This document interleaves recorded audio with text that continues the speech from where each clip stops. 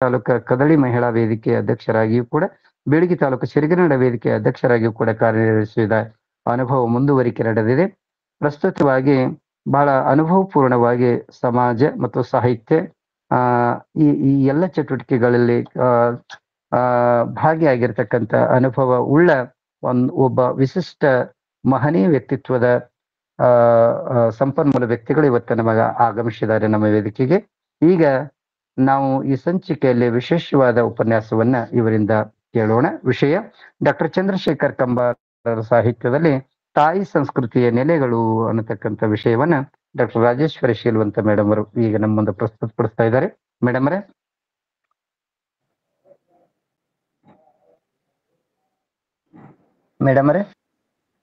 ನಮಸ್ಕಾರ.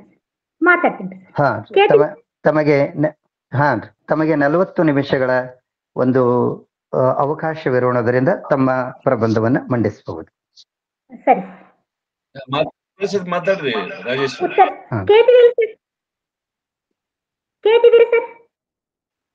ಮಾತಾಡ್ರಿ.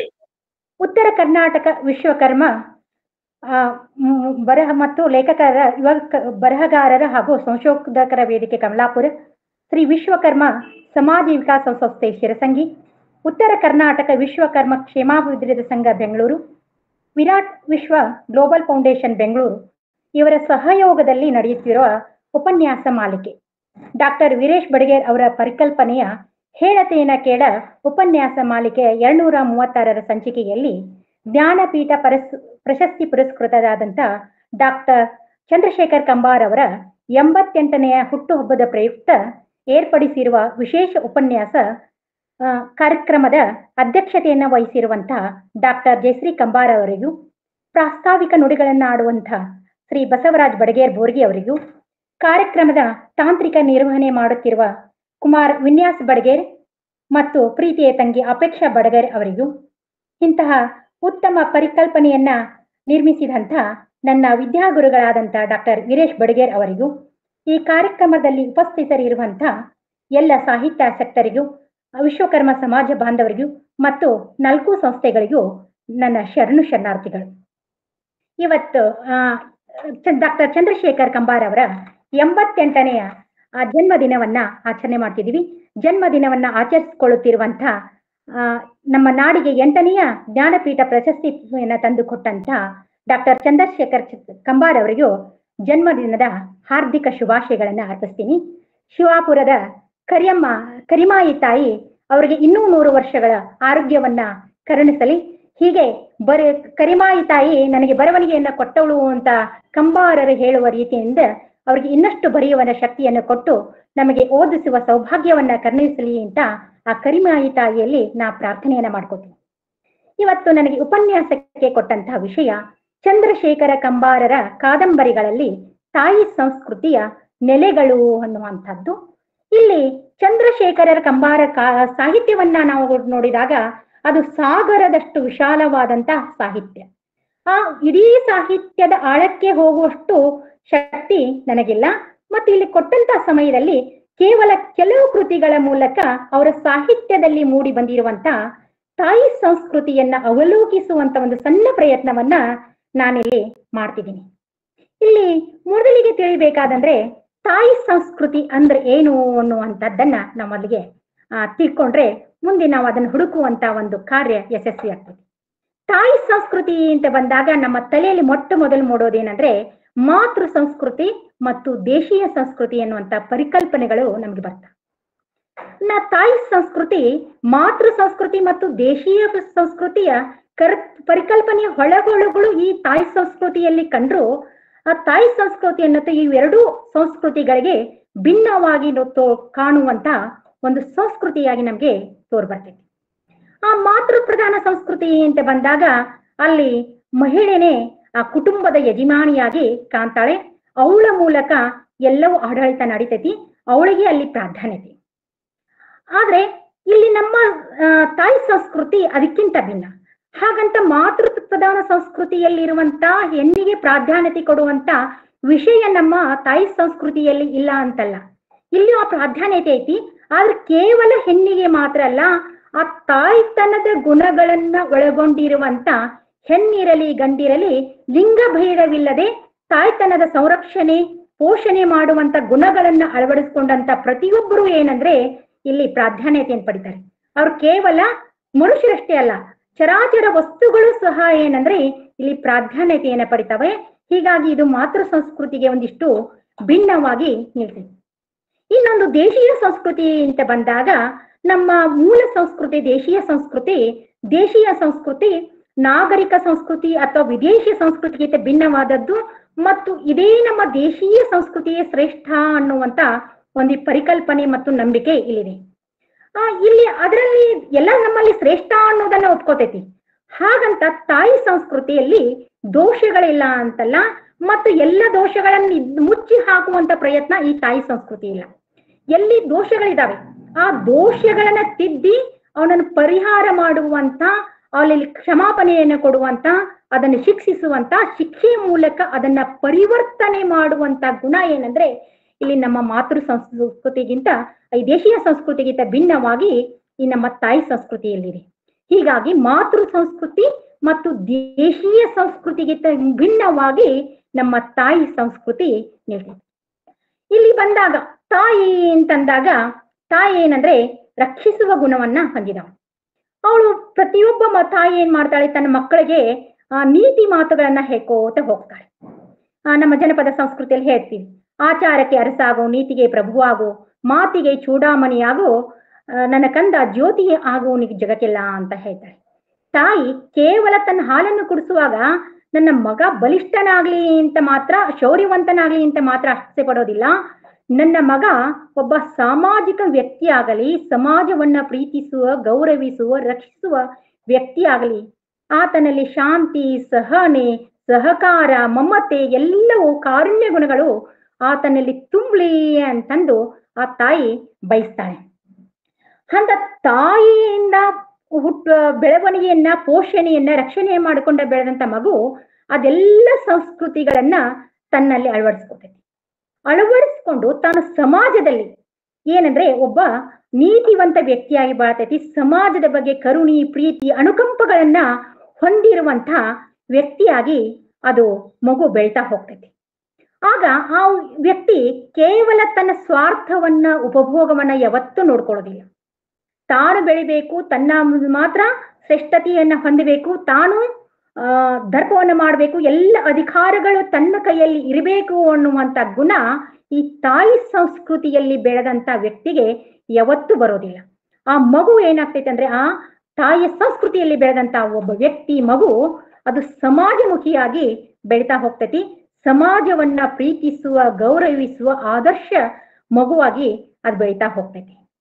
ಆಗ ಅಂತ ವ್ಯಕ್ತಿಗಳಿಂದ ನಿರ್ಮಾಣವಾದಂತ ಸಮಾಜವನ್ನ ನಾವೇನಂದ್ರೆ ತಾಯಿ ಸಂಸ್ಕೃತಿಯ ಸಮಾಜ ಅಥವಾ ತಾಯಿ ಸಂಸ್ಕೃತಿ ಅಂತ ನಾವು ಗುರುತಿಸ್ಕೊಂಡ ಹೋಗ್ತೀವಿ. ಇಲ್ಲಿ ಕಂಬಾರರ ಸಾಹಿತ್ಯದಲ್ಲಿ ಇಂಥ ಸಂಸ್ಕೃತಿ ಇದೆಯಾ, ಅಲ್ಲಿ ಯಾವ ರೀತಿ ತಾಯಿ ಸಂಸ್ಕೃತಿ ರಕ್ಷಣೆಯನ್ನ ಮಾಡ್ತೈತಿ, ಆ ತಾಯಿ ಸಂಸ್ಕೃತಿ ತನ್ನ ಸಮಸ್ಯೆಗಳನ್ನ ಹೇಗೆ ನಿವಾರಿಸ್ತೈತಿ, ಹೇಗೆ ಬೆಳೆಸ್ತೈತಿ ಅನ್ನುವಂತ ಒಂದು ಅವಲೋಕನವನ್ನ ಮಾಡುವಂತ ಪ್ರಯತ್ನವನ್ನ ನಾನಿಲ್ಲಿ ಮಾಡ್ತೀನಿ. ರಾಜೇಶ್ವರಿ, ಹಿಂದ್ಗಡೆ ಏನಾದ್ರು ಶೋ ಹಾಕಿದ್ರೆ ಮಿರರ್ ಇದೆ, ಅಲ್ಲಿ ಹಿಂದ್ಗಡೆ ಒಂದು ಮಿರರ್ ರಿಫ್ಲೆಕ್ಟ್ ಮುಖ ಕಾಣಿಸ್ತಿಲ್ಲ. ತೆಗೆದ್ಬಿಡ್ರೆ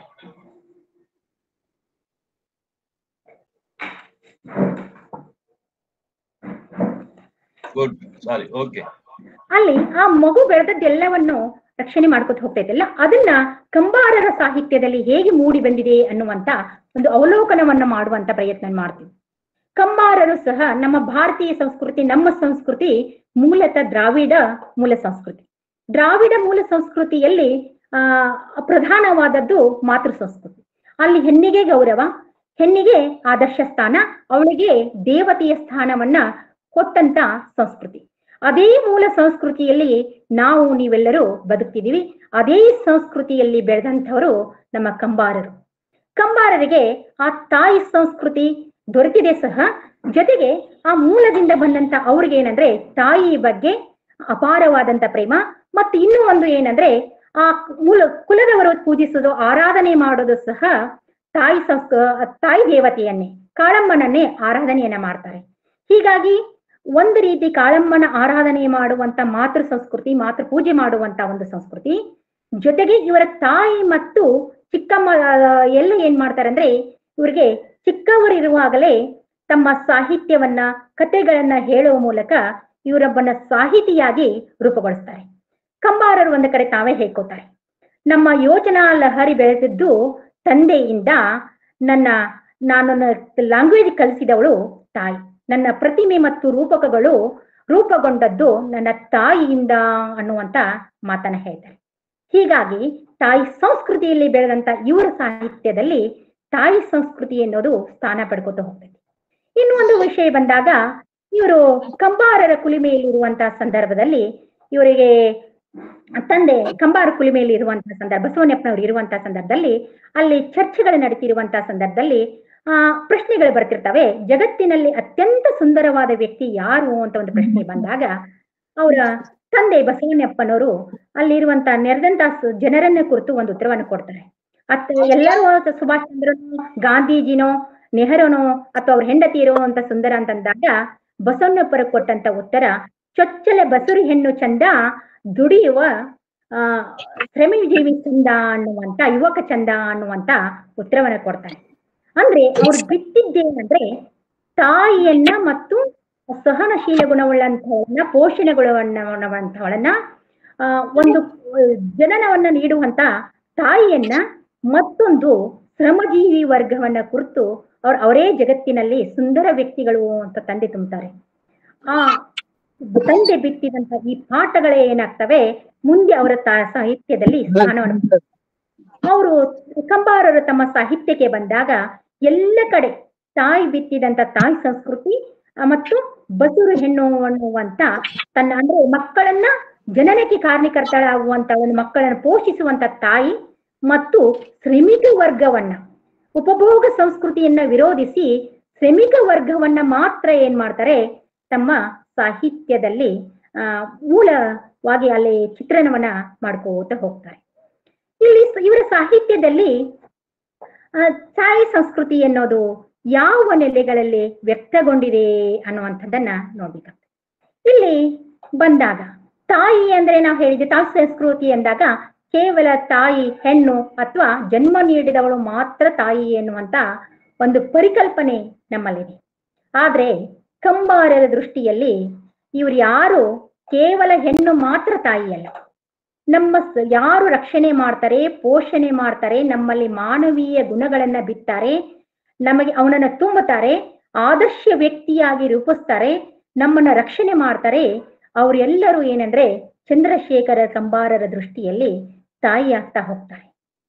ಅಲ್ಲಿ ಹೇಳ್ತಾರಲ್ಲ, ಬಸವಣ್ಣ ಹೇಳ್ತಾನೆ ಒಂದ್ ಕಡೆ, ಸಕಲ ಜೀವಾತ್ಮರಿಗೆ ಲೇಸನ್ನೇ ವಹಿಸುವವನೇ ನಿಜವಾದ ಶರಣರು ಅಂತ ಹೇಳ್ತಾರಲ್ಲ, ಹಾಗೆ ಸಕಲ ಜೀವಿಗಳಿಗೆ ಒಳಿತನ್ನ ಯಾರು ಮಾಡ್ತಾರೆ ಅವರೇ ತಾಯಿ. ಅವ್ರು ಬೆಳೆಸುವಂತ ತಾಯಿ ಸಂಸ್ಕೃತಿಯೇ ತಾಯಿ ಸಂಸ್ಕೃತಿಯಾಗಿ ನಮ್ಮ ಕಂಬಾರರ ಕಾದಂಬರಿಗಳಲ್ಲಿ ಕಾಣ್ತೇವೆ. ಹಾಗಾದ್ರೆ ಈ ಒಂದೇ ನೆಲೆಯಲ್ಲಿ ನಾವು ಅದನ್ನ ತಾಯಿ ಸಂಸ್ಕೃತಿಯನ್ನ ಕಂಡುಹಿಡಿಯಲಿಕ್ಕೆ ಅಥವಾ ಗುರುತಿಸ್ಲಿಕ್ಕೆ ಸಾಧ್ಯವಿಲ್ಲ. ಕಂಬಾರರ ಸಾಹಿತ್ಯವನ್ನ ಅವಲೋಕಿಸಿದಾಗ ನಾವು ಅವರ ತಾಯಿ ಸಂಸ್ಕೃತಿಯ ನೆಲೆಗಳನ್ನ ನಾನು 3 ಭಾಗಗಳಲ್ಲಿ ಹುಡುಕುವಂತಹ ಒಂದು ಪ್ರಯತ್ನವನ್ನ ಮಾಡ್ತಾ ಇದ್ದೀನಿ. ಒಂದು ದೈವಿ ನೆಲೆಗಳು ಅಂತ. ಯಾಕಂದ್ರೆ ನಮ್ಮ ಸಮಾಜದಲ್ಲಿ ದೇವರಿಗೆ ದೊಡ್ಡ ಪ್ರಾಶಸ್ತ್ಯ. ದೇವರನ್ನ ನಾವು ತಾಯಿ ಅಂತ ಕರಿತೀವಿ. ಜೊತೆಗೆ ದೇವರೊಂದಿಗೆ ಹೇಗಂದ್ರೆ ನಮಗೆ ಭಾವನಾತ್ಮಕ ಸಂಬಂಧವನ್ನ ಇಟ್ಕೊಂಡಂಥವ್ರು ನಾವು. ದೇವರ ನಮಗೆ ಎಲ್ಲೋ ದೂರದಲ್ಲಿರುವಂತಹ ವ್ಯಕ್ತಿ ಅಲ್ಲ, ತಂದೆ, ತಾಯಿ, ಅಜ್ಜ, ಅಪ್ಪ, ನಮ್ಮ ಕುಟುಂಬದ ಸದಸ್ಯರಾಗಿ ನಮ್ಗೆ ದೇವರು ಕಾಣ್ತಾ ಹೋಗ್ತಾರೆ. ಅಲ್ಲಿ ದೇವರನ್ನು ಕುರಿತು ನಾವೇನ್ ಮಾಡ್ತೀವಂದ್ರೆ, ನಮಗೆ ಒಳಿತಾದಾಗ ಅವನನ್ನ ಒಳ್ಳೇದು ಮಾಡಿದೆಪ್ಪ ಅಂತ ದೇವರನ್ನ ಹೇಳ್ತೀನಿ, ಒಳ್ಳೇದು ಮಾಡಿ ತಾಯಿ ಅಂತ ಹೇಳ್ತೀವಿ. ಕೆಡುಕಾದಾಗ ಒಳ್ಳೇದು ಮಾಡಂತ ಬೇಡ್ಕೋತೀವಿ. ಆ ಕೆಡುಕು ನಿವಾರಣೆ ಆದಾಗ ಆ ದೇವರೊಂದಿಗೆ ಜಗಳ ಮಾಡುವಷ್ಟು ಆಪ್ತತೆಯನ್ನ ಹೊಂದಿದವರು ಜನಪದ ಸಂಸ್ಕೃತಿಯಲ್ಲಿ ಬೆಳೆದಂತ ಜನ. ಹೀಗಾಗಿ ಆ ಜನಪದ ಸಂಸ್ಕೃತಿಯ ಜನರು ಏನ್ ಮಾಡ್ತಾರೆ ಅಂದ್ರೆ ದೈವವನ್ನ ತಾಯಿ ಸ್ಥಾನದಲ್ಲೇ ಕಾಣ್ತಾರೆ. ಈ ಕಂಬಾರರ ಕಾದಂಬರಿಗಳಲ್ಲಿ ಸಹ ದೇವರನ್ನವರು ತಾಯಿ ಸ್ಥಾನದಲ್ಲಿ ಇರ್ತವೆ. ಆ ಯಾರು ತನ್ನ ಸಂಸ್ಕೃತಿಯನ್ನ ಪಾಲನೆ ಮಾಡುವ, ಪೋಷಣೆ ಮಾಡುವ, ಸಂಸ್ಕೃತಿಯನ್ನ ಆರಾಧನೆ ಮಾಡ್ತಿರ್ತಾರೆ ಆ ಸಂಸ್ಕೃತಿಯಲ್ಲಿರುವಂತ ಜನರಿಗೆ ಕೆಡುಕುಗಳಾದಾಗ ದೇವರು ಅವರನ್ನ ರಕ್ಷಣೆ ಮಾಡ್ಲಿಕ್ಕೆ ಬರುವಂತಹದ್ದನ್ನ ನಾವು ಕಂಬಾರರ ಸಾಹಿತ್ಯದಲ್ಲಿ ನೋಡ್ತಾ ಹೋಗ್ತೇವೆ. ಇಲ್ಲಿ ನಮಗೆ ಬಂದಾಗ ಈ ಕಂಬಾರರ ಕೃತಿಗಳಿಗೆ ಬಂದಾಗ ಆ ಕೃತಿಗಳಲ್ಲಿ ಎಲ್ಲಾ ಹೆಚ್ಚಾಗಿ ಆರಾಧನೆಗೊಳ್ಳುವಂತಹದ್ದು ತಾಯಿ ದೇವತೆಗಳೇ ಅಥವಾ ಹೆಣ್ಣು ದೇವತೆಗಳೇ. ಒಂದು ಶಿವಾಪುರದ ಕರಿಯವ್ವ ಆಯ್ತು, ಕುಮುದವ್ವ ಆಯ್ತು, ಪಾರೆಂಬಿ ಕರಿಯವ್ವ ಆಯ್ತು, ಅಥವಾ ಬೆಟ್ಟದ ಅಮ್ಮ ಆಯ್ತು, ಇವರೆಲ್ಲ ಹೆಣ್ಣು ದೇವತೆಗಳ ಹೆಚ್ಚು ಸ್ಥಾನ. ಅಲ್ಲಿ ಇಲ್ಲಿ ಸಾವಳಿಗೆ ಶಿವಲಿಂಗೇಶ್ವರನನ್ನ ಅಲ್ಲಮ ಪ್ರಭುವನ್ನ ನೆನೀತಾರೆ. ಇನ್ನ ದೇವರ ಪೂಜಾರಿಗಳು ಏನಂದ್ರೆ ಪುರುಷರಾಗಿ ಬರ್ತಾರೆ, ಅವ್ರಿಗೆ ಹೆಚ್ಚಾಗಿ ಆರಾಧನೆ ಮಾಡೋದು ತಾಯಿ ದೇವತೆಯನ್ನ. ಆಮೇಲೆ ಅವರ ಒಂದು ದೇವತೆಗಳ ಸೃಷ್ಟಿಗೆ ಹೋದಾಗ ಅವರು ದೇವರ ಎಲ್ಲ ಹೇಗಿದ್ದಾರೆ ಅಂತಂದ್ರೆ ಒಂದು ಪೋಷಣೆ ಮಾಡುವ ರಕ್ಷಣೆ ಮಾಡುವ ಸ್ಥಿತಿಯಲ್ಲೇ ಆ ದೇವರ ಚಿತ್ರಗಳು ನಿರ್ಮಾಣಗೊಂಡಿದ್ದಾವೆ. ಇಲ್ಲಿ ಶಿವಾಪುರದ ಕರಿಮಾಯಿ ಹೇಗಿದ್ದಾಳೆ ಅಂದ್ರೆ ತನ್ನ ಮಕ್ಕಳನ್ನೇ ರಕ್ಷಣೆ ಮಾಡ್ಬೇಕಂತಂದು ಕೊರಳಲ್ಲಿ ಕವಡೆ ಸರವನ್ನಾಗಿ ಮಾಡಿ ಕಟ್ಟಿಕೊಂಡಂಥವಳು ತಾಯಿ. ದೇವದಾನವರುಗಳ ತನ್ನ ಮಕ್ಕಳನ್ನ ರಕ್ಷಣೆ ಮಾಡ್ಬೇಕಂತ ಅವರನ್ನ ಸರವನ್ನಾಗಿ ಕಟ್ಕೊಂಡಂತ ಒಂದ್ ಕಡೆ ಆದ್ರೆ, ಈ ನಮ್ಮ ಕುಮುದವ್ವ ಹೇಗಂದ್ರೆ ಒಂದು ಸಂಭೋಗದ ರೀತಿ ಇದ್ದ ಲಜ್ಜಾ ಗೌರಿ ರೀತಿಯಲ್ಲಿ ಕುಳಿತಂತ ಚಿತ್ರ. ಇನ್ನು ಬೆಟ್ಟದ ತಾಯಿ ಹೇಗಿದ್ದಾಳಂದ್ರೆ ಮಗುವಿಗೆ ಜನ್ಮ ನೀಡುವ ರೀತಿಯಲ್ಲಿ ಬೆಟ್ಟದ ತಾಯಿ ಮೂರ್ತಿ ರೂಪುಗೊಂಡಿದೆ. ಅಂದ್ರೆ ಇವರೆಲ್ಲ ಏನಂದ್ರೆ ಸಂತಾನವನ್ನು ನೀಡುವಂತಹ ಫಲವತ್ತತೆಯನ್ನ ಸೂಚಿಸುವಂತಹ ದೇವತೆಗಳಾಗಿ ಇಲ್ಲಿ ನಮ್ಗೆ ಕಾಣ್ತಾ ಹೋಗ್ತಾರೆ. ಇಲ್ಲಿ ನಮ್ಮ ಕರಮಾಯಿ ಒಂದು ಕೃತಿಗೆ ಬಂದಾಗ ಏನಾಗ್ತೈತಿ ಅಂದ್ರೆ ಕರಮಾಯಿಯಲ್ಲ ಬರುವಂತ ಶಿವಾಪುರ ಜನ ಎದ್ರು ಬಿದ್ರು ಸತ್ರು ಕುತ್ರು ನೆನೆಯೋದೇನಂದ್ರೆ ಕರಿಮಾಯಿ. ಕರಿಮಾಯಿಯ ಆನತಿ ಇಲ್ಲದೆ ಅವ್ರೆಲ್ಲ ಯಾವ ಕೆಲಸವನ್ನು ಮಾಡೋದಿಲ್ಲ. ಇಲ್ಲಿ ಆ ಕರಿಮಾಯಿಯಲ್ಲಿ ಏನಾಗ್ತೈತೆ ಅಂದ್ರೆ ಒಬ್ಬ ನಿಂಗುವಣ್ಣನ ರಕ್ಷಣೆ ಮಾಡುವಂತ ಒಂದು ತೊಂದರೆ ಏನಂತ ಪ್ರಸಂಗ ಬರ್ತೈತಿ ನಮ್ಮ ಗೌಡನಾದಂತ ಪರಮಗೌಡ್ರಿಗೆ. ಅವನನ್ನ ರಕ್ಷಣೆ ಮಾಡ್ಬೇಕು ನಾನು ಬೇಡೋ ಅನ್ನುವಂತ ಪ್ರಶ್ನೆಯನ್ನ ಕೇಳೋದೇನಂದ್ರೆ ಆ ಕರಿಮಾಯಿ ತಾಯಿಯಲ್ಲೇ ಕೇಳ್ತಾರೆ.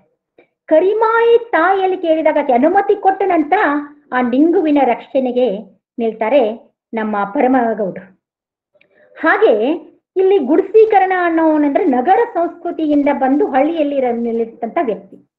ಆತ ಚುನಾವಣೆಯ ಮೂಲಕ ನಮ್ಮ ಗ್ರಾಮೀಣ ಸಂಸ್ಕೃತಿಯನ್ನ ಅಥವಾ ತಾಯಿ ಸಂಸ್ಕೃತಿಯನ್ನ ನಾಶ ಮಾಡ್ಬೇಕನ್ನುವಂತ ಒಂದು ಸಂಕಲ್ಪವನ್ನ ಹೊತ್ತಾಗ ತಾಯಿ ಅನ್ನೋಂತೂ ದೇವಿ ಅನ್ನೋದೇನ್ ಮಾಡ್ತಾಳೆ ಗ್ರಾಮವನ್ನ ರಕ್ಷಣೆ ಮಾಡ್ಬೇಕು.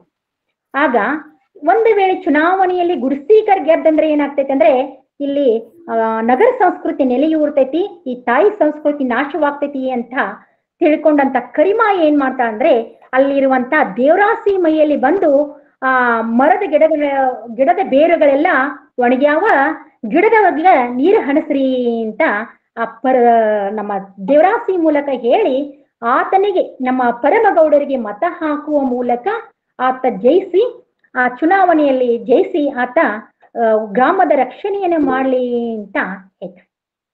ಜೊತೆಗೆ ಗೌಡರಿಗೆ ಮಕ್ಕಳ ವಿಷಯಕ್ಕೆ ಬಂದಾಗ ಹೆಂಡತಿಗೆ ಮಕ್ಕಳಾದಾಗ ಬೇಡ ಕುಲದಲ್ಲಿ ಹುಟ್ಟಿದ ಶಿವಲಿಂಗನನ್ನ ದತ್ತಕ ಪಡ್ಕೊಳ್ಳಿಕ್ಕೆ ಗೌಡಶಾಣಿಗೆ ಹೇಳುವಂತವೂ ಸಹ ಆ ದೇವರಾಸಿ ಮೈಯಲ್ಲಿ ಬಂದಂತ ಕರಿಮಾಯಿ. ಅಂದ್ರೆ ದೇವರ ಅಣತಿಯ ಪ್ರಕಾರವೇ ಏನಾಗ್ತೈತೆ ಅಂದ್ರೆ ಇಲ್ಲೆಲ್ಲ ಕಾರ್ಯಗಳು ನಡೀತಾ ಹೋಗ್ತವೆ. ಎಲ್ಲಿ ಊರಿಗೆ ಕಂಟಕ ಬರ್ತೈತೋ, ಕಳಂಕ ಬರ್ತೈತೋ, ಅಥವಾ ಅನ್ಯ ಸಂಸ್ಕೃತಿ ಬಂದು ನಮ್ಮ ನಾಡನ್ನು ರಕ್ಷಣೆ ಹಾಳು ಮಾಡ್ಲಿಕ್ಕೆ ನಿಲ್ತೈತೋ ಆಗ ನಮ್ಮ ನಾಡನ್ನ ರಕ್ಷಣೆಯನ್ನ ಮಾಡುವಂತವ್ರು ಯಾರಂದ್ರೆ ಈ ಕರಿಮಾಯಿ ಅಂತ ದೇವತೆಗಳು. ಅದೇ ರೀತಿ ಜಿ.ಕೆ. ಮಾಸ್ತರರ ವಿಷಯಕ್ಕೆ ಬಂದಾಗ ಅಲ್ಲಿ ಜಿ.ಕೆ. ಮಾಸ್ತರರು ಅತ್ಯಂತ ನಿಷ್ಠಾವಂತ ವ್ಯಕ್ತಿ, ಪ್ರಾಮಾಣಿಕ ವ್ಯಕ್ತಿ, ಒಂದು ತಾಯಿ ಸಂಸ್ಕೃತಿಯ ಪ್ರತಿಬಿಂಬದಂತಿರುವ ವ್ಯಕ್ತಿ. ಆದ್ರೆ ಅದೇನೋ ಒಂದು ಕಾಕತಾಳೀಯ ಅನ್ನೋ ರೀತಿಯಿಂದ ಒಂದು ಸಣ್ಣ ಹುಡುಗಿಯ ಮೋಹಕ್ಕೆ ಬಲಿಯಾಗ್ತಾನೆ. ಬಲಿಯಾದಂತ ಜಿ.ಕೆ. ಮಾಸ್ತರರು ಅವ್ರ ಮೇಲೆ ಸೇಡನ್ನ ತೀರಿಸಿಕೊಳ್ಳುವಂತಹ ಅವಳನ್ನ ಸೇರುವಂತಹ ಒಂದು ಪ್ರಯತ್ನವನ್ನು ಪಡುವಾಗ ಹೇಗೋ ಅದು ತಪ್ಪಿ ಹೋಗ್ತೈತಿ.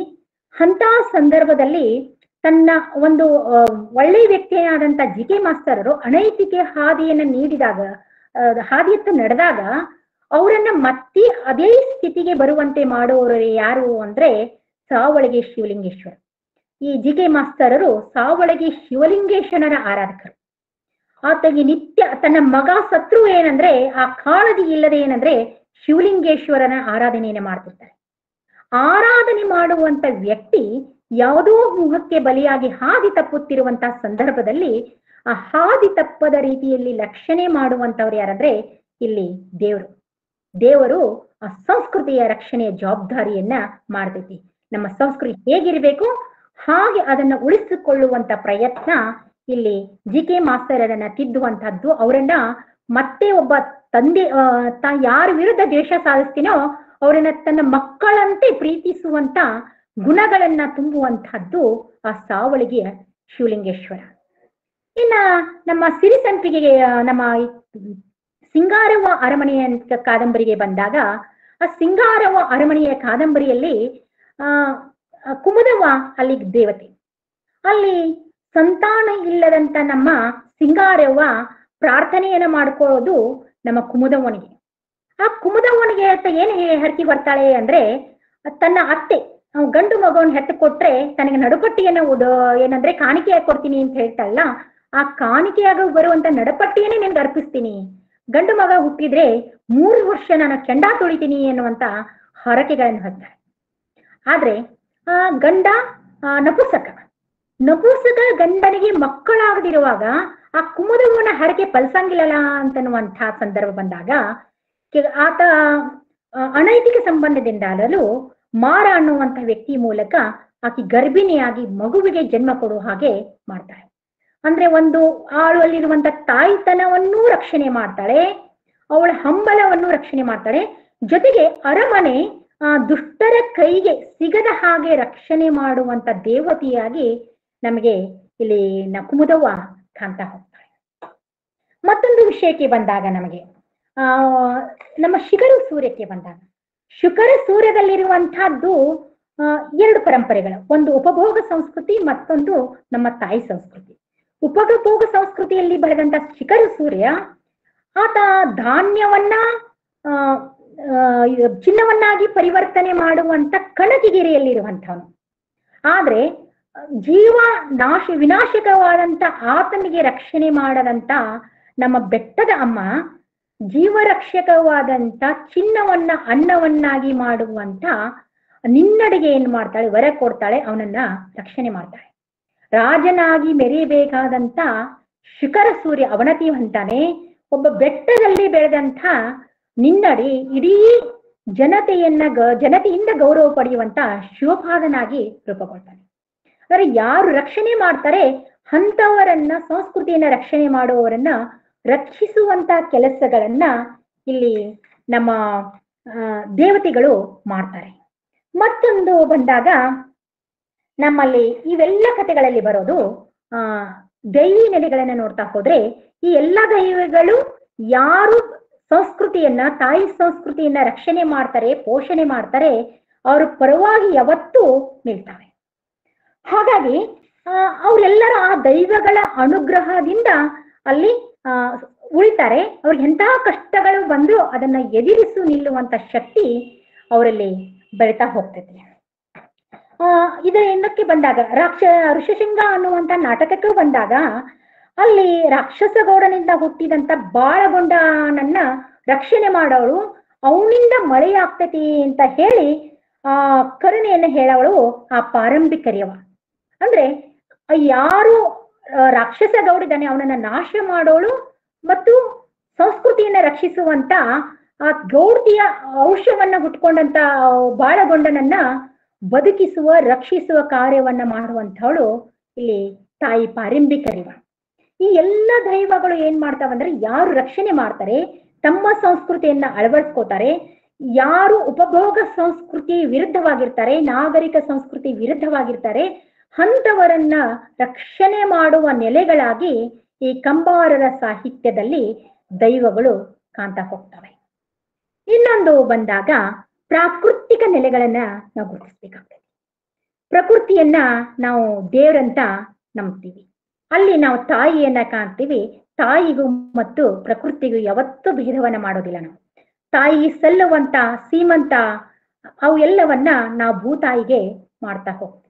ಪ್ರಕೃತಿ ನಮ್ಮ ರಕ್ಷಣೆ ಯಾಕಂದ್ರೆ ನಮಗೆ ಅನ್ನ, ನೀರು, ಗಾಳಿ, ಬೆಳಕು ಎಲ್ಲವನ್ನ ನೀಡೋದು ಪ್ರಕೃತಿ. ಆ ಪ್ರಕೃತಿಯು ಸಹ ಏನಂದ್ರೆ ನಮ್ಮ ಕಂಬಾರರ ಕಾದಂಬರಿಗಳಲ್ಲಿ ಆ ತಾಯಿಯಾಗಿ ನಮಗೆ ರಕ್ಷಣೆ ಮಾಡುವಂತ ಒಂದು ರೂಪವನ್ನ ತೋರಿಸ್ತೈತಿ. ಇಲ್ಲಿ ಕರಿಮಾಯಿ ಕಾದಂಬರಿಗೆ ಬಂದಾಗ ಆ ಕರಿಮಾಯಿ ತಾಯಿ ಹುಟ್ಟಿದ್ದೇನಂದ್ರೆ ಭೂತಾಯಿಯ ಒಂದು ಬೇಡಿಕೆಯಿಂದ. ಭೂಮಿಯಲ್ಲಿ ದುಷ್ಟರ ಜಾಸ್ತಿ ಆಗ್ತದೆ, ದುಷ್ಟರ ಕಾರ್ಯಗಳು ಜಾಸ್ತಿ ಆಗ್ತವೆ, ಬೆಳೆಗಳು ಕಡಿಮೆ ಆಗ್ತವೆ. ಆ ಭೂತಾಯಿ ಶಿವನನ್ನ ಕೇಳ್ಕೋತಾಳೆ, ಇಲ್ಲಿ ಭೂಮಿಯನ್ನ ರಕ್ಷಣೆ ಮಾಡ್ಲಿಕ್ಕೆ ಯಾರನ್ನಾದ್ರೂ ಕಳಿಸು ಅಂದಾಗ ಆ ಶಿವನೇ ಏನ್ ಮಾಡ್ತಾಳೆ ಅಂದ್ರೆ ಈ ಕರಿಮಾಯಿಯನ್ನ ಕಳಿಸ್ತಾಳೆ. ಅಂದ್ರೆ ಭೂತಾಯಿಯ ರಕ್ಷಣೆಗಾಗಿ ಇಲ್ಲಿ ಬಂದಂಥವಳೆ ಇಲ್ಲಿ ಕರಿಮಾಯಿ. ಇನ್ನ ಶಿವಾಪುರ ಅನ್ನೋದು ಕೇವಲ ಕರಿಮಾಯಿಯಲ್ಲಿ ಬರೋದಂತಂದಲ್ಲ. ಶಿವಾಪುರ ಶಿಖರಸೂರದಲ್ಲಿ ಬರ್ತೈತಿ, ಕರಿಮಾಯಿದಲ್ಲಿ ಬರ್ತೈತಿ, ಶೃಶೃಂಗರ ಬರ್ತೈತಿ. ಶಿವಾಪುರ ಅನ್ನೋದು ನಮ್ಮ ತಾಯಿ ಸಂಸ್ಕೃತಿಯ ನೆಲೆವೀಡು. ಕಂಬಾರರ ಆ ಶಿವಾಪುರ ತಾಯಿ ಸಂಸ್ಕೃತಿಯ ಒಂದು ರೂಪ. ಆ ಕನಕಗಿರಿ ಅದಕ್ಕೆ ವಿರುದ್ಧವಾದಂತ ಭೋಗ ಸಂಸ್ಕೃತಿಯನ್ನ ಅಳವಡಿಸ್ಕೊಂಡಂಥದ್ದು. ಇಲ್ಲಿ ಶಿವಾಪುರ ಅನ್ನುವಂಥದ್ದು ಹೇಗಿದೆ ಅಂತಂದ್ರೆ ಪ್ರಾಕೃತಿಕವಾಗಿ ಅತ್ಯಂತ ಸಮೃದ್ಧವಾದಂತ ನೆಲೆಯಾಗಿ ನಮಗೆ ಶಿವಾಪುರ ಕಾಣ್ತೈತಿ. ಕರಿಮಾಯಿಯಲ್ಲೆಲ್ಲೂ ಗುಡ್ಡಗಳಿಂದ ಆವೃತವಾದಂತಹದ್ದು. ಇದಕ್ಕೆ ನಮಗೆ ಸಿಂಗಾರವ ಅರಮನೆಗೆ ಬಂದ್ರೆ ಹುಣಸಿ ಮೇಳೆಯಿಂದ ಹೊಂದಿರುವಂತಹದ್ದು. ನಮಗೆ ಶಿಖರ ಸೂರ್ಯಕ್ಕೆ ಬಂದಾಗ ಅಲ್ಲಿ ಅತ್ಯಂತ ಗುಡ್ಡ ಬೆಟ್ಟಗಳಿಂದ ಹೊಂದಿರುವಂತಹದ್ದು ಇಲ್ಲಿ ನಮಗೆ ಪ್ರಕೃತಿ. ಆ ಪ್ರಕೃತಿಯಲ್ಲಿರುವಂತ ಶಕ್ತಿಗಳು ಸಹ ಏನಂದ್ರೆ ನಮ್ಮನ್ನ ರಕ್ಷಣೆ ಮಾಡುವಂತ ಚಿತ್ರಣವನ್ನ ನಮ್ಮಲ್ಲಿ ಕಂಬಾರರು ಕೊಡ್ತಾರೆ. ಇಲ್ಲಿ ಸಿಂಗಾರವ ಒಂದು ಜೊತೆಗೆ ರಕ್ಷಣೆನ ಮಾಡ್ತಾರೆ. ಒಂದು ಉಪಭೋಗತೆಯನ್ನ ನಾವು ಪ್ರದರ್ಶನವನ್ನ ಮಾಡಿದ್ರೆ ಅದನ್ನ ನಾಶವನ್ನ ಮಾಡ್ತಾರೆ ಅನ್ನೋದನ್ನ ನಾನು ನೋಡ್ಬೋದು. ಸಿಂಗಾರವ ಮತ್ತು ಅರಮನೆಯಲ್ಲಿ ಸಿಂಗಾರವನ ಗಣಪತಿಯ ಮನೆಯಲ್ಲಿರುವಂತಹ ಅರಮನೆ ರಚನೆಗೊಂಡದ್ದು ಒಂದು ಪತ್ರಿವನವನ್ನ ನಾಶ ಮಾಡಿ. ಆ ಪತ್ರಿವನವನ್ನ ನಾಶ ಮಾಡಿದಾಗ ಅಲ್ಲಿ ಬಂದಂತ ಒಬ್ಬ ಜಂಗಮ ಪತ್ರಿವನ ನಾಶ ಮಾಡ್ಬೇಡ್ರಿ ಅಂತ ಹೇಳಿದಾಗ ಆ ಜಂಗಮನನ್ನೇ ಅಲ್ಲಿ ಕೊಂದು ಹೂತು ಸಮಾಧಿ ಮಾಡಿ ಅದ್ರ ಮೇಲೆ ಅರಮನೆಯನ್ನೇ ಕಟ್ತಾರೆ. ಅಂತ ಸಂದರ್ಭದಲ್ಲಿ ಆ ಜಂಗಮ ಒಂದು ಶಾಪವನ್ನು ಕೊಡ್ತಾನೆ, ಈ ಅರಮನೆ ಮುಂದೆ ಪತ್ರಿವನವಾಗ್ಲಿ ಅಂತಂದು ಶಾಪ ಕೊಟ್ಟು ಹೋಗ್ತಾನೆ. ಮುಂದೆ ಅರಮನೆಗೆ ಹುಟ್ಟೋದಂತ ಆ ಮಾಡಿದ ಎಲ್ಲ ಪಾಪಗಳು, ಆ ಅರಮನೆಯಲ್ಲಿರುವಂತ ಹಿಂದಿನ ತಲೆಮಾರುಗಳು ಎಲ್ಲರೂ ಮಾಡಿದ ಪಾಪದ ಫಲವಾಗಿ ಇಲ್ಲಿ ನಮಗೆ ಹುಟ್ಟುವಂತ ಸರ್ಗಮ್ ದೇಸಾಯಿ ಏನಂದ್ರೆ ನಪುಂಸಕ ವ್ಯಕ್ತಿಯಾಗಿ ಹುಡ್ತಾನೆ. ಅಂತ ಸಂದರ್ಭದಲ್ಲಿ ಅರಮನೆಯನ್ನು ಉಳಿಸ್ಕೊಳ್ಬೇಕಂತ ಸಿಂಗಾರವ ಅಲ್ಲಿ ಮಾರನನಿಗೆ ಸಂಬಂಧವನ್ನು ಹೊಂದಿ ಮಗುವಿಗೆ ಜನ್ಮ ಕೊಡ್ತಾನೆ. ಆದ್ರೆ ಅನೈತಿಕತೆಯಿಂದ ಹುಟ್ಟಿದಂತ ಆ ಮಗು ರವಿಚಂದ್ರ ಆ ಗ್ರಾಮೀಣ ಸಂಸ್ಕೃತಿಗೆ ಬರದೆ ಅಲ್ಲಿಂದ ದೂರ ಉಳಿದು ನಗರದಲ್ಲಿ ವಾಸಿಸ್ತಾನೆ. ಅಂದ್ರೆ ಆ ಯಾವ ಪತ್ರಿವನವನ್ನ ನಾಶ ಮಾಡಿದ್ದಂತ ಆ ಭೂಮಿ, ಆ ಅರಮನೆ ಮುಂದೆ ಏನಂದ್ರೆ ಅದು ನಾಶವನ್ನ ಹೊಂತೈತಿ ಅನ್ನೋದು. ಅಂದ್ರೆ ಪ್ರಕೃತಿಯನ್ನ ನಾಶ ಮಾಡೋರು ಯಾವತ್ತು ಪ್ರಕೃತಿಯ ನಾಶಕರಾಗಿರೇ ಕಾಣ್ತಾರೆ. ಇಲ್ಲಿ ಶಿಖರ ಸೂರ್ಯ ಕಾದಂಬರಿಯಲ್ಲಿ ಬಂದಾಗ ಆ ಶಿಖರ ಸೂರ್ಯರಲ್ಲಿ ನಿನ್ನಡೆಗೆ ಒಂದು ಗುರುಸ್ಥಾನವನ್ನು ಕೊಡುವಂಥವನು, ವಿದ್ಯೆಯನ್ನ ಕೊಟ್ಟಂಥವನು ಶಿವಪಾದ, ನಮ್ಮ ಬೆಟ್ಟದ ತಾಯಿ ಅರ್ಚಕ. ಆತೊಂದು ಮಾತನ್ನ ಹೇಳ್ತಾನೆ, ಏನು ಅಂದ್ರೆ ಪ್ರಕೃತಿಗೆ ವಿರುದ್ಧವಾದ ವೈದ್ಯ ವಿದ್ಯೆಗಳನ್ನು ಬೋಧಿಸುವುದು ನಮ್ಮ ಪರಂಪರೆಯಲ್ಲ ಅನ್ನುವಂತ ಮಾತನ್ನ. ಅಂದ್ರೆ ತಾಯಿ ಸಂಸ್ಕೃತಿ ಅನ್ನೋದು ಆ ಪ್ರಕೃತಿಯೊಂದಿಗೆ ಸಾಗಬೇಕಾದ ಸಂಸ್ಕೃತಿ. ಪ್ರಕೃತಿಗೆ ವಿರುದ್ಧವಾಗಿ ಯಾವ ಕೆಲಸಗಳನ್ನು ತಾಯಿ ಸಂಸ್ಕೃತಿಯಲ್ಲಿ ಬದುಕುವಂತ ವ್ಯಕ್ತಿಗಳು ಮಾಡಬಾರ್ದು ಅನ್ನುವಂಥದ್ದನ್ನ ಹೇಳ್ತಾರೆ.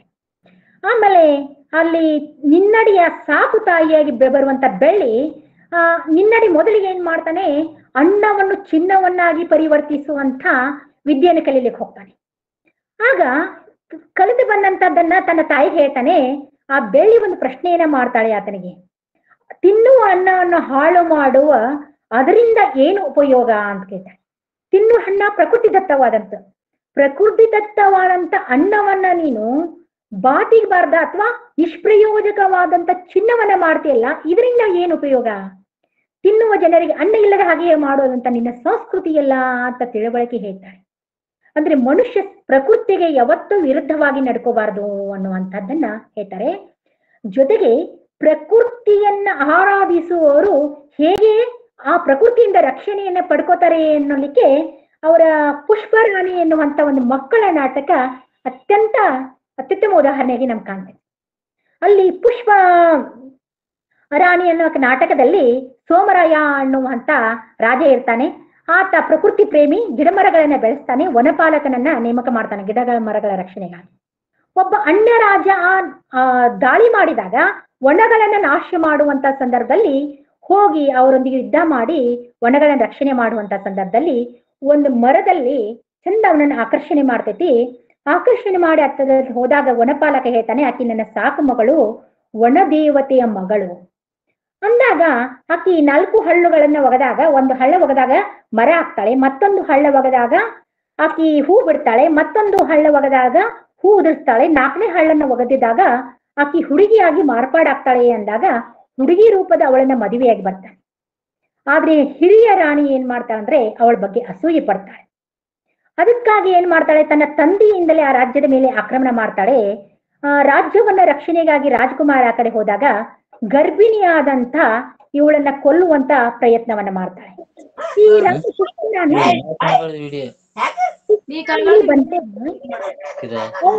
ಈ ರಾಣಿ ಸಾಕಿದಂತ ಗಿಡಗಳಿಗೆ ಆಹಾರವಾಗಿ ಕೊಡುವಂತ ಗಿಳಿಗಳ ರಕ್ಷಣೆ ಮಾಡುತ್ತಾಳೆ.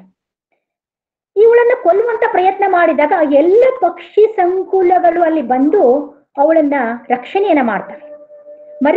ಮರಕಡೆಯವರು ಬಂದು ಆ ಮರವನ್ನ ಕಡಿಲಿಕ್ಕೆ ಇವಳನ್ನ ಆಕಿ ಮಹಾರಾಣಿ ಅವಳನ್ನ ಮರವಾಗಿ ಪರಿವರ್ತನೆ ಮಾಡಿ ಕಡಿಲಿಕ್ಕೆ ಹೋದಾಗ ಅವೆಲ್ಲವೂ ಬಂದು ವಿರೋಧಿಸಿ ರಕ್ಷಣೆಯನ್ನ ಮಾಡ್ತಾವೆ. ಆಕಿ ಮಗುವಿಗೆ ಜನ್ಮ ಕೊಡ್ತಾಳೆ. ನಂತರ ಆಕಿ ಹುಡುಗಿ ಆಗುವಂತ ಹಳ್ಳನ ಕದಿರ್ತಾಳೆ. ಗಿಳಿಗಳು ತಂದು ಕೊಟ್ಟು ಪುಷ್ಪರಾಣಿಯನ್ನ ಮಗುವಾಗಿ ಹೆಣ್ಣನ್ನಾಗಿ ಪರಿವರ್ತನೆಯನ್ನ ಮಾಡ್ತಾಳೆ.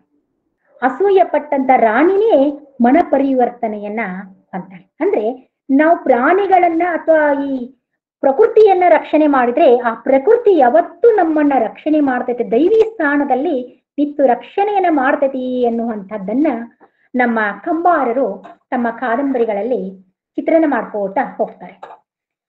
ಮತ್ತೊಂದು ಏನಂದ್ರೆ ಮಾನವೀಯ ನೆಲೆಗಳು ಅಂತ ಇನ್ನೊಂದು ನೆಲೆಯನ್ನ ಗುರುತಿಸಲಿಕ್ಕೆ ಪ್ರಯತ್ನ ಪಡ್ತಾನೆ. ಅಂದ್ರೆ ಮನುಷ್ಯ ತಾಯಿ ಒಂದು ಕಡೆ ಕುಟುಂಬದಲ್ಲಿ ರಕ್ಷಣೆ ಮಾಡಿದ್ರೆ, ಕುಟುಂಬವನ್ನ ದಾಟಿ ಬಂದಾಗ ನಮಗೆ ರಕ್ಷಣೆ ಮಾಡುವಂತಹದ್ದು ಯಾವುದಂದ್ರೆ ಸಮಾಜದಲ್ಲಿರುವಂತ ಪ್ರತಿಯೊಬ್ಬ ವ್ಯಕ್ತಿಗಳು ನಮ್ಗೆ ತಾಯಿ ಆಗ್ತಾರೆ. ಇಲ್ಲಿ ತಾಯಿ ಅಂತ ಬಂದಾಗ ಇಲ್ಲಿ ಹೆಣ್ಣು ಮಾತ್ರ ಅಲ್ಲ, ಅಲ್ಲಿರುವಂತ ಮಾನವೀಯ ಗುಣಗಳನ್ನ ಒಳಗೊಂಡಂತ ಪುರುಷ ಸ್ತ್ರೀಯರು ಎಲ್ಲರೂ ಏನಂದ್ರೆ ಇಲ್ಲಿ ನಮಗೆ ತಾಯಿಯಾಗಿ ಪ್ರವರ್ತಿಸ್ತಾರೆ. ಅಂತ ಮಾನವೀಯ ಗುಣಗಳು ಸಹ ಏನಂದ್ರೆ ಚಂದ್ರಶೇಖರರ ಕಾದಂಬರಿಗಳಲ್ಲಿ ನಾನು ನೋಡ್ತಾ ಹೋಗ್ತೀನಿ. ಅಲ್ಲಿ ಬಂದಾಗ ಕರೆಮಾಯಿಗೆ ಬಂದಾಗ ಮುಖ್ಯವಾಗಿ ನಾವು ನೋಡ್ಬೇಕಾದಂತಹದ್ದು ಆ ಊರಿನ ಗೌಡ ಪರಮಗೌಡ. ನಮ್ಮ ಕಂಬಾರರು ಏನ್ ಮಾಡ್ತಾರೆ ಅಂತ ಬಂದಾಗ ಉಳಿಗೆ ಮಾನ್ಯ ವ್ಯವಸ್ಥೆಗೆ ವಿರೋಧ ಅಂತ ಹೇಳ್ತಾರೆ. ಆದ್ರೆ ಎಂತ ಉಳಿಗೆ ಮಾನ್ಯ ವ್ಯವಸ್ಥೆಯನ್ನು ಕಂಬಾರರು ವಿರೋಧ ಮಾಡ್ತಾರೆ ಅಂದ್ರೆ ದಬ್ಬಾಳಿಕೆ, ಅಹಂಕಾರ, ದರ್ಪಗಳನ್ನ ಹೊಂದಿರುವಂತ ಉಳಿಗೆ ಮಾನ್ಯ ವ್ಯವಸ್ಥೆಯನ್ನು ವಿರೋಧ ಮಾಡ್ತಾರೆ ಹೊರತು ತಾಯಿ ಸಂಸ್ಕೃತಿಯ ತಾಯಿ ಗುಣಗಳನ್ನ ಹೊಂದಿರುವಂತ ಉಳಿಗೆ ಮಾನ್ಯ ವ್ಯವಸ್ಥೆಯನ್ನ ಪುರಸ್ಕರಿಸ್ತಾರೆ. ಇಲ್ಲಿ ಊರಗೌಡ ಪರಮಗೌಡ ಆತ ಕೊಲೆ ಮಾಡಿದಂಥ ತನ್ನ ಅನೈತಿಕ ಸಂಬಂಧವನ್ನ ಹೊಂದಿದಂತ ತನ್ನ ತಾಯಿ ಮತ್ತು ಹೆಂಡತಿಯನ್ನ ಕೊಲೆ ಮಾಡಿದಾಗ ಕೊಲೆ ಮಾಡಿದವನನ್ನ ಗುಡ್ಸೀಕರನ್ನ ಹೊಂತವನು ಇದಕ್ಕೆ ಅವನನ್ನ ನಾ ಕಾನೂನಿಗೆ ಕೊಡೋಣ, ಸೆರೆ ಹಿಡಿಸೋನು ಅಂದಾಗ ಆತ ತಪ್ಪು ಮಾಡಿದಾನೆ ನಿಜ, ಆದರೆ ಕ್ಷಮಿಸಿದ ತಪ್ಪಲ್ಲ, ತನಗೆ ಅನ್ಯಾಯಕ್ಕೆ ಒಳಗಾದಂತ ತಪ್ಪಲ್ಲ, ಆತ ಅದಕ್ಕೆ ಪರವಾಗಿ ಕ್ಷಮೆಯನ್ನು ಕೇಳ್ತಿದ್ದಾನೆ ಎಂದಾಗ ಆತನನ್ನ ರಕ್ಷಣೆ ಮಾಡುವಂತ ಜವಾಬ್ದಾರಿಯನ್ನ ಇಲ್ಲಿ ನಮಗೆ ಪರಮಗೌಡರು ಹೇಳ್ತಾರೆ. ಅಲ್ಲಿ ತಪ್ಪು ಮಾಡಿದಂತ ನಿಂಗುವೆ ಕ್ಷಮಾಪಣೆ ದಿನವನ್ನು ಕಳಿಸ್ತಾರೆ, ರಕ್ಷಣೆಯನ್ನು ಮಾಡ್ತಾರೆ. ಅವರೊಬ್ಬ ತಾಯಿಯಾಗಿ ನಮ್ಗೆ ಹತ್ತಿರವಾಗ್ತಾರೆ. ನಿಂಗೂ ಸಹ ಏನಂದ್ರೆ ಈ ಕಡೆ ಹೆಣ್ಣು ಅಲ್ಲದ ಗಂಡು ಅಲ್ಲದ ನಪುಂಸಕ, ಹೀಗಾಗಿ ಹೆಣ್ಣು ಮಕ್ಕಳಿಗೆ ಪ್ರಿಯ, ಗಂಡು ಮಕ್ಕಳಿಗೆ ಪ್ರಿಯ ಆತ. ಅಲ್ಲಿ ಚಿಮಣ ತಪ್ಪು ಮಾಡಿದಾಗ ಇಡೀ ಸಮಾಜ ಅವಳನ್ನ ಬಹಿಷ್ಕಾರ ಹಾಕಿದಾಗ ಆಗ ಕೊನೆಗೆ ಅವಳು ಗರ್ಭವತಿಯಾದಾಗ ಗರ್ಭಪಾತ ಮಾಡ್ಲಿಕ್ಕೆ ಸಹಾಯ ಮಾಡುವಂತನೂ ನಿಂಗು. ಇನ್ನು ಸಮಾಜಕ್ಕೆ ಬಂದಾಗ ಸಮಾಜ ಊರಗೌಡನ ಮೇಲೆ ಆಪಾದನೆಯನ್ನ ಮಾಡಿದಂತ ಸಂದರ್ಭದಲ್ಲಿ ಚಿಮ್ಮಣ್ಣನನ್ನ ಬಹಿಷ್ಕಾರ ಹಾಕ್ತೈತಿ. ಆದ್ರೆ ಚಿಮ್ಮಣ್ಣ ಹೆರಿಗೆ ಮಾಡುವಂತ ಸಂದರ್ಭದಲ್ಲಿ ಇಡೀ ಊರ ಜನ ಅವಳ ಹತ್ತಿರ ನಿಂತು ಅವರ ಹೆರಿಗೆ ಸುಸೂತ್ರವಾಗುವ ಹಾಗೆ ಮಾಡ್ತಾರೆ. ಅಂದ್ರೆ ತಪ್ಪು ಮಾಡಿದವರನ್ನ ವಿರೋಧಿಸುವಂತಹದ್ದು, ತಪ್ಪಿಗೆ ಕ್ಷಮೆ ಕೇಳಿದ್ರು ಸಹ ಅವರನ್ನ ಕ್ಷಮಿಸುವಂತಹದ್ದು, ಅವ್ರಿಗೆ ಶಿಕ್ಷೆಯನ್ನ ಸಣ್ಣ ಪ್ರಮಾಣದಲ್ಲಿ ಶಿಕ್ಷೆ ನೋಡಿ ಕೊಟ್ಟು ಬದುಕಿಸಲಿಕ್ಕೆ ಅವಕಾಶ ಕೊಡುವಂತಹ ಸಂಸ್ಕೃತಿ ಯಾದಂದ್ರೆ ತಾಯಿ ಸಂಸ್ಕೃತಿ. ಆ ಗುಣ ನಮ್ಮ ಮನುಷ್ಯನಲ್ಲಿ ಅದಾವೆ ಅಂತ ಹೇಳ್ತಾರೆ. ಇನ್ನ GK ಮಾಸ್ತರ್ ಅಂತರೂ ಅದಕ್ಕೆ ದೊಡ್ಡ ಉದಾಹರಣೆಯಾಗಿ ಬರ್ತಾರೆ. ಅವರು ಅಲ್ಲಿ ಬರುವಂತ ಗಿರಿಯಪ್ಪನನ್ನ ಮತ್ತು ರೋಜಾನನ್ನ ಅತ್ಯಂತ ದ್ವೇಷ ಮಾಡ್ತಾರೆ. ಆತ ಕೆಳಕುಲದವನು ಮತ್ತು ತನಗೆ ಶೆಡ್ಡು ಹೊಡೆದು ನಿಂತವನು ಅಂತವನ ಬಗ್ಗೆ ದ್ವೇಷ ಐತಿ. ಆದ್ರೆ ತಾ ಸತ್ತಾನ ಅಂತ ನಂಬಿದಂತ ಸಂದರ್ಭದಲ್ಲಿ ಮತ್ತೊಮ್ಮೆ ಹುಬ್ಬಳ್ಳಿಗೆ ಭೇಟಿ ಕೊಟ್ಟಾಗ ಗಿರಿಯಪ್ಪ ನೌಕರಿ ಇಲ್ಲಾರ್ದನೆ ಆತ ಅವಳನ್ನ ಮದುವೆ ಆಗ್ಲಿಕ್ಕೆ ಸಾಧ್ಯ ಆಗಿರಂಗಿಲ್ಲ. ಅವನನ್ನ ಮದುವೆ ಆಗ್ಲಿಕ್ಕೆ ಸಾಧ್ಯವಾಗದ ರೋಜಾ ಸುಳಿಗಾರಿಕೆಯನ್ನ ಪ್ರವೇಶ ಮಾಡಬೇಕು ಅನ್ನುವಂತ ಸಂದರ್ಭದಲ್ಲಿ ಅಲ್ಲಿ GK ಮಾಸ್ತರ್ ಅವರು ಏನ್ ಮಾಡ್ತಾರೆ ಅಂದ್ರೆ ಅವ್ರಿಗೆ ನೌಕರಿಯನ್ನು ಸಿಗುವ ಹಾಗೆ ಮಾಡ್ತಾರೆ. ತಮ್ಮ ಮನೆಯನ್ನು ಅವ್ರಿಗೆ ಕೊಟ್ಟು ಮಕ್ಕಳ ರೀತಿಯವರನ್ನ ಕಂಡು ಆಶೀರ್ವಾದ ಮಾಡ್ತಾರೆ. ಒಂದು ಹಂತದಲ್ಲಿ ಮನುಷ್ಯ ಯಾವುದೋ ಹಂತದಲ್ಲಿ ತನ್ನ ಸ್ವಯಂವನ್ನು ಕಳ್ಕೋಬಹುದು. ಆದ್ರೆ ಒಳ್ಳೆಯ ಸಂಸ್ಕೃತಿಯಲ್ಲಿ ಬೆಳೆದಂತ ವ್ಯಕ್ತಿ ಯಾವತ್ತೂ ತನ್ನಲ್ಲಿರೋ ಒಳ್ಳೆಯತನಗಳನ್ನ ಕಳ್ಕೊಳ್ಳಿಲ್ಲ ಅನ್ನೋಕೆ GK ಮಾಸ್ತರರು ಅತ್ಯುತ್ತಮ ಉದಾಹರಣೆಯಾಗಿ ಹೇಳ್ತಾರೆ.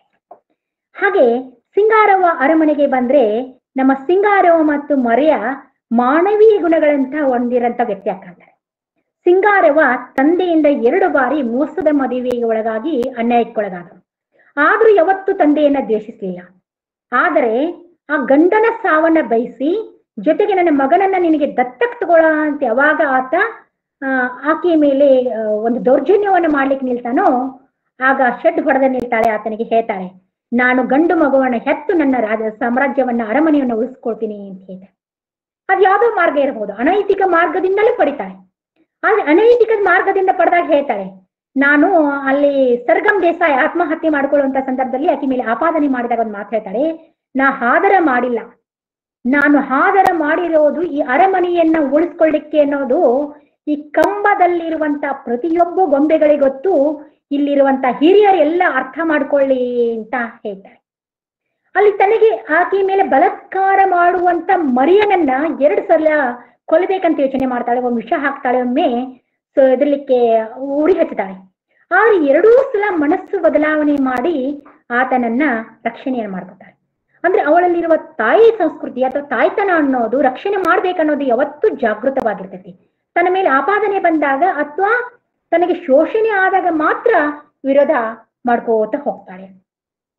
ಇನ್ನ ಮತ್ತೊಂದು ಯಾರಂದ್ರೆ ಮರ್ಯಾ ಸಹ ಸಿಂಗಾರವನ ಮೇಲೆ ಒಂದಿಷ್ಟು ಕೆಟ್ಟತನವನ್ನ ಮಾಡ್ಬೇಕಂದಂತವನು ಸಹ ಅಲ್ಲಿ ಮತ್ತೆ ಏನ್ ಮಾಡ್ತಾನಂದ್ರೆ ಅವಳನ್ನ ರಕ್ಷಣೆ ಮಾಡುವಂತ ಕೆಲಸವನ್ನ ಮಾಡ್ತಾನೆ, ಅವಳನ್ನ ಪ್ರೀತಿಸ್ತಾನೆ, ಅವಳನ್ನ ಕೊಲೆಯಿಂದ ರಕ್ಷಣೆ ಮಾಡ್ತಾನೆ. ಯಾಕೆ ಅಂದ್ರೆ ಆತ ತಪ್ಪು ಮಾಡಿರಬಹುದು, ತಂದೆಯನ್ನ ತಾಯಿಯನ್ನ ಕೊಂದಿರಬಹುದು. ಆದ್ರೆ ತಾಯಿಯನ್ನ ಕೊಂದದ್ದು ತಾಯಿ ಮಾಡಿದ ಅನೈತಿಕ ಸಂಬಂಧದ ತಪ್ಪಿಗಾಗಿ ಹೊರತು ಆತ ನಿತ್ಯ ಕ್ರೂರಿಯಲ್ಲ ಅನ್ನುವಂಥದ್ದನ್ನ ನಮ್ಗೆ ಇಲ್ಲ ಕಂಬಾರರು ಸಾಬೀತು ಮಾಡ್ತಾ ಹೋಗ್ತಾರೆ.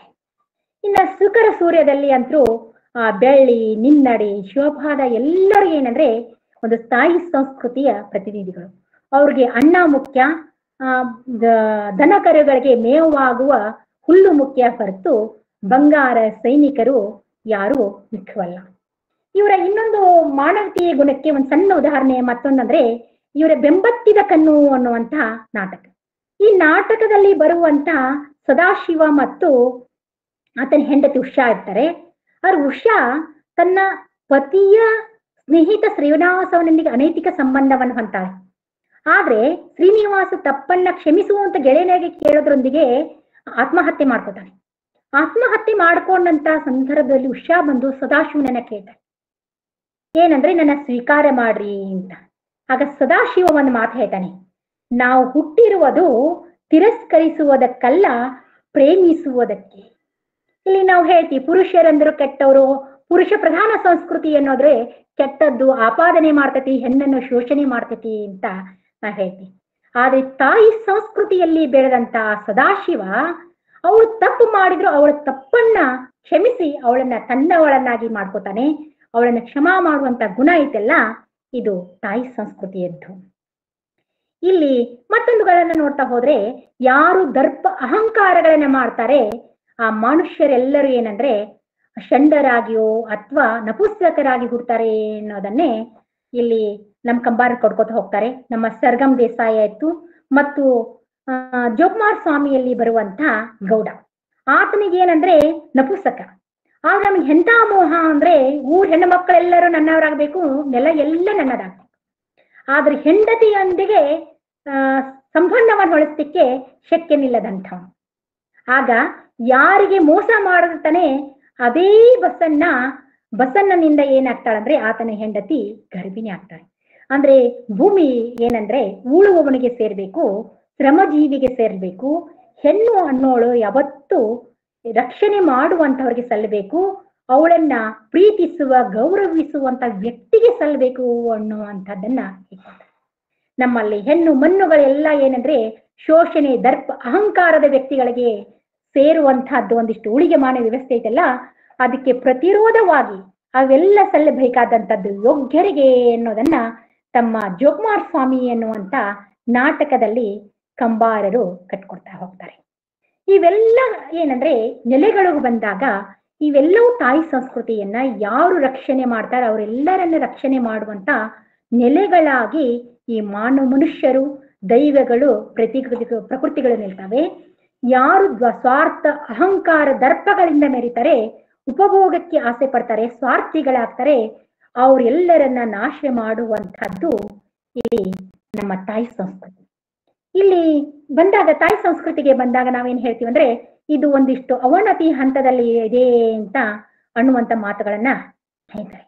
ಆದ್ರೆ ಈ ತಾಯಿ ಸಂಸ್ಕೃತಿ ಅನ್ನೋದು ಯಾವುದೋ ಅನ್ಯ ಸಂಸ್ಕೃತಿ, ಉಪಭೋಗ ಸಂಸ್ಕೃತಿ ನಮ್ಮ ಮೇಲೆ ದಾಳಿ ಮಾಡಿದಾಗ ಒಂದು ನಾಶದ ರೀತಿಯಲ್ಲಿ ಕಾಣಬಹುದು ಹೊರತು ಈ ತಾಯಿ ಸಂಸ್ಕೃತಿ ಅನ್ನೋದು ಯಾವತ್ತೂ ನಾಶವಾಗದ ಸಂಸ್ಕೃತಿ ಅನ್ನೋದನ್ನ ಕಂಬಾರರು ತಮ್ಮ ಇಡೀ ಸಾಹಿತ್ಯದಲ್ಲಿ ಕಟ್ಕೊಡ್ತಾ ಹೋಗ್ತಾರೆ. ಕಂಬಾರರ ಕವನಗಳು, ಹೇತಿನಕೇಳ, ಚಕೋರಿ, ಇಲ್ಲೆಲ್ಲವೂ ಬರೋದೇ ಇದೇ, ಋಷಶೃಂಗ, ಇವೆಲ್ಲಿ ಬರೋದೇ ಇದೇ ರೀತಿಯಾದಂತ ಸಂಸ್ಕೃತಿ. ಅವೆಲ್ಲವನ್ನ ಅವ್ರ ಸಾಹಿತ್ಯವನ್ನ ನೋಡ್ಲಿಕ್ಕೆ ಹೋದ್ರೆ ಸಾಗರದಷ್ಟು ಆಳ ಹಂತದನ್ನ ಇಡೀ ಸಾಹಿತ್ಯವನ್ನಿಲ್ಲೇ ನಂಗೆ ತೋರಿಸ್ಲಿಕ್ಕೆ ಸಾಧ್ಯ ಇಲ್ಲ. ಒಂದಿಷ್ಟು ಕಾದಂಬರಿಗಳು ಮತ್ತೊಂದೆರಡು ನಾಟಕಗಳ ಮೂಲಕ ಅವರ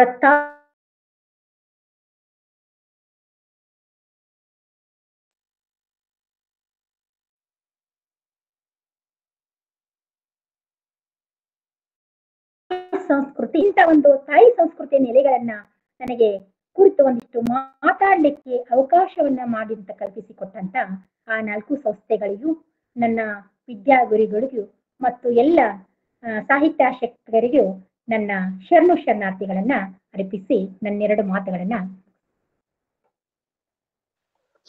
ಇಲ್ಲಿಯವರೆಗೆ ಬಹುಶಃ ಬಹಳ ಸುಂದರವಾಗಿ ಅಷ್ಟೇ ಅನುಭವ ಪೂರ್ಣವಾಗಿರ್ತಕ್ಕಂಥ ಡಾಕ್ಟರ್ ಚಂದ್ರಶೇಖರ್ ಕಂಬಾರರ ಸಾಹಿತ್ಯದಲ್ಲಿ ತಾಯಿ ಸಂಸ್ಕೃತಿಯ ನೆಲೆಗಳನ್ನ ಒಬ್ಬ ತಾಯಿಯಾಗಿ, ಸಂಸ್ಕೃತಿಯ ತಾಯಿಯಾಗಿ ಎಲ್ಲ ಕಾವ್ಯ ಕಾದಂಬರಿಗಳನ್ನ ಕಣ್ಣಾಡಿಸಿ ಅನುಭವಪೂರ್ಣವಾದ ಉಪನ್ಯಾಸವನ್ನ ಇವತ್ತಿನ ಸಂಚಿಕೆಯಲ್ಲಿ ಅವರು ನೀಡಿದ್ದಾರೆ.